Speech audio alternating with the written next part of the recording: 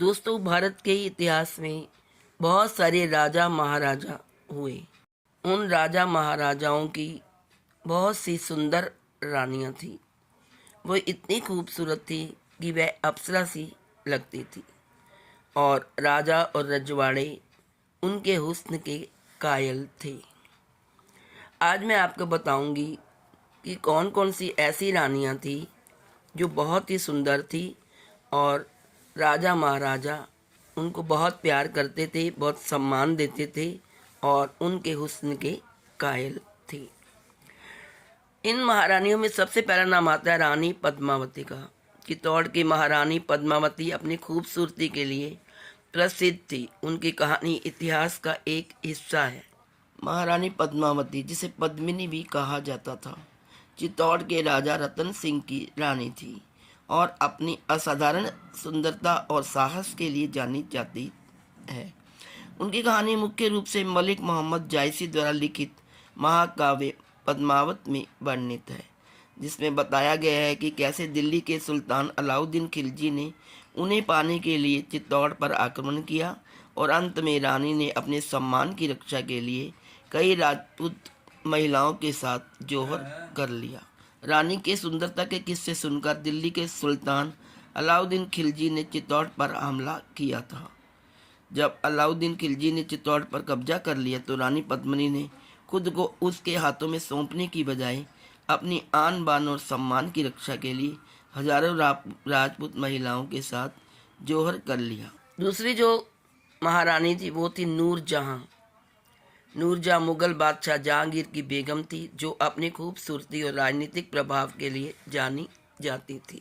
महारानी नूरजहां, जिसका असली नाम था मेहर उन निसा, वह मुगल बादशाह जहांगीर की 20वीं और आखिरी पत्नी थी, जो अपनी खूबसूरती, बुद्धिमत्ता और कूटनीति के लिए मशहूर थी। उन्होंने जहांगीर के शासनकाल में सत्ता संभाली, सिक्कों पर अपना नाम अंकित करवाया, कला साहित्य को बढ़ावा दिया और वास्तुकला में योगदान दिया और मुगल इतिहास की सबसे शक्तिशाली महिलाओं में से यह एक थी। पहले इनकी शेर अफगान से शादी हुई, जो विधवा होने के बाद 1611 में जहांगीर से इनका विवाह हो गया।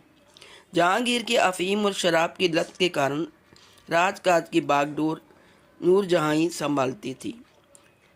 उसने कई फरमान जारी किए, दरबार लगाए और राजनीति में सक्रिय भाग लिया। उन्हें नूरे जहां यानी कि दुनिया की रोशनी और नूर महल की रोशनी की उपाधि भी मिली। हरम की परंपरा तोड़कर खुद शिकार करती थी और शेर को एक गोली से भी मारा था। तीसरी जो रानी थी वो थी महारानी गायत्री देवी। जयपुर की महारानी गायत्री देवी को वोग मैगजीन ने दुनिया की सबसे खूबसूरत महिलाओं में से एक बताया था। गायत्री देवी का जन्म जयपुर के भूतपूर्व राजघराने में लंदन में हुआ था। राजकुमारी गायत्री देवी के पिता राजकुमार जितेंद्र नारायण कूच विहार यानी बंगाल के युवराज के छोटे भाई थे। वहीं माता बड़ौदा की राजकुमारी इंदिरा राजे थी। उन्होंने पहले शांति निकेतन में, फिर लंदन और स्विट्जरलैंड में शिक्षा ग्रहण की। इसके बाद इनका विवाह जयपुर के महाराजा सवाई मानो सिंह द्वितीय से हुआ। ये वाग पत्रिका द्वारा दुनिया की 10 सुंदर महिलाओं में से एक गिनी गई थी और इन्होंने राजनीति में भी सक्रिय भाग लिया। इन्होंने सन 1962 में चक्रवर्ती राजगोपालाचारी द्वारा स्थापित स्वतंत्र पार्टी की उम्मीदवार के रूप में जयपुर संसदीय क्षेत्र में समूचे देश में सर्वोच्च बहुमत से चुनाव में विजयी होने का गौरव प्राप्त किया।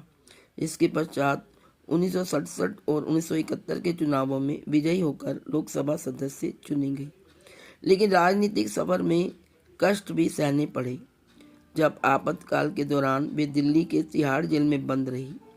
गायत्री देवी पर ए प्रिंसेस रिमेंबर्स तथा ए गवर्नेंस गेटवे नामक पुस्तकें अंग्रेजी में प्रकाशित हो चुकी हैं। 90 वर्ष की आयु में इनका देहांत हो गया। चौथी तो जो थी वो थी महारानी लक्ष्मीबाई। झांसी की महारानी लक्ष्मीबाई वीरता के साथ साथ अपनी सुंदरता के लिए भी जानी जाती। झांसी की रानी लक्ष्मीबाई यह भारत की एक महान वीरांगना थी जो 1857 के स्वतंत्रता संग्राम में अंग्रेजों से बहादुरी से लड़ी और रणभूमि में वीर गति को प्राप्त हुई। बचपन का नाम था इनका मणिकर्णिका तांबे और प्यार से इन्हें मनु भी कहा जाता था। इन्होंने बचपन से ही घुड़सवारी, तलवारबाजी और युद्ध कला की शिक्षा ली और बाद में झांसी के महाराजा गंगाधर राव से विवाह कर लक्ष्मीबाई कहलाई। उन्होंने झांसी को नहीं दूंगी का नारा देते हुए अंग्रेजों से लोहा लिया और भारत के इतिहास में अमर हो गई। नाना साहब और तांत्या टोपे उनके बचपन के दोस्त और साथी थे जिनसे इन्होंने युद्ध कला सीखी थी। इनका एक पुत्र हुआ 1851 में जो कुछ महीनों में ही चल बसा। 1853 में महाराजा गंगाधर राव का निधन हो गया। जब अंग्रेजों ने झांसी हड़पने की कोशिश की तब रानी लक्ष्मीबाई ने इसे अस्वीकार कर दिया और उन्होंने अपनी एक सेना तैयार की और अपने बेटे दामोदर राव को पीठ पर बांधकर दोनों हाथों में तलवारें लेकर वे अंग्रेजों से लड़े। 18 जून 1858 को ग्वालियर के पास युद्ध करते हुए उन्होंने प्राणों की आहुति दे दी।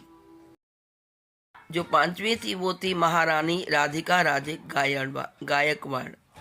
बड़ौदा की महारानी राधिका राजे गायकवाड़ को अक्सर अपनी साहस, अपनी सादगी और सुंदरता के लिए सराहा जाता है। आधुनिक महारानी रानी राधिका राजे गायकवाड़ एक विरासत संरक्षणवादी, कपड़ा पुनरुत्थानवादी, वन्यजीव उत्साही, इतिहास कथाकार, यात्री, लेखक, सार्वजनिक वक्ता और CDS आर्ट फाउंडेशन की निदेशक हैं।